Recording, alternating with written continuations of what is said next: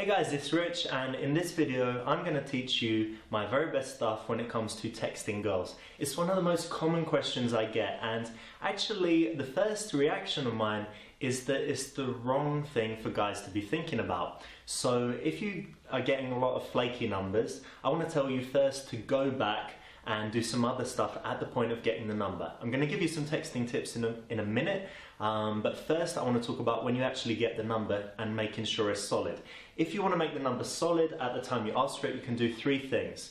You can talk about things that you can do in future with the girl. You find out that she likes cocktails, going to different clubs, you find out that she likes going to museums, and then you've got ideas of things that you can do together and you can suggest it. The second thing that you should do is ask about her upcoming plans. So if it's Sunday when you meet her, ask what she's doing that week. If you find out that she's going to be really busy, you know that it might not be a great idea to invite her on a date by text on Wednesday because she's got a big project or an exam or whatever it might be.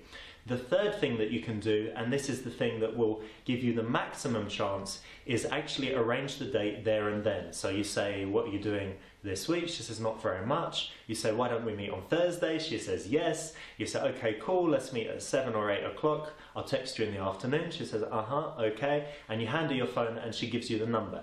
That's making it as solid as possible. But let's put that to one side. You want to know texting tips, so let's get right into those. Obviously, it depends a lot on what the girl's responses are. I can't tell you, send these 5 messages with no alterations and you'll definitely get the date and definitely get what you want, because you have to respond a little bit to what she's saying, but you can follow a rough framework.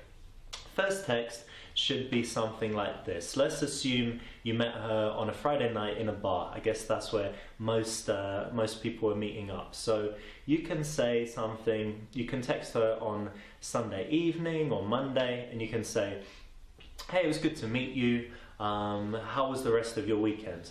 It's a very simple message, very short, and it differentiates from other guys that are saying, it was great to meet you, my name's Bob from the bar, would you like to go for a drink with me? It's a very simple way to kind of get an easy response. And what you're looking for is you're looking for her response. If she just says, yeah, good, thanks, that's kind of a cold response. If she gives a longer response where she said, yeah, I had a great weekend, my sister came to town and I did this and this, yeah, it was awesome to meet you too, smiley face, and how was your weekend? Then you know that she's more interested. If you're getting girls to the more interested side of the scale, then you can proceed more rapidly through the steps. In that case, the next step would be something like, you answer the point in her message, say, cool, that your sister came, is she older or younger, whatever it is, take some point from her message, talk a little bit, answer her question, or say what you got up to, and then say, what are your plans for the next few days? She answers this, and then you've got the method to arrange the date, which we'll get to in a second.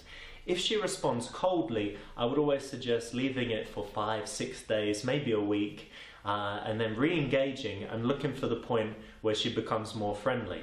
By not replying and leaving it a while, you keep her thinking about you and wondering why you didn't, go for the date. So she's more likely to invest more next time.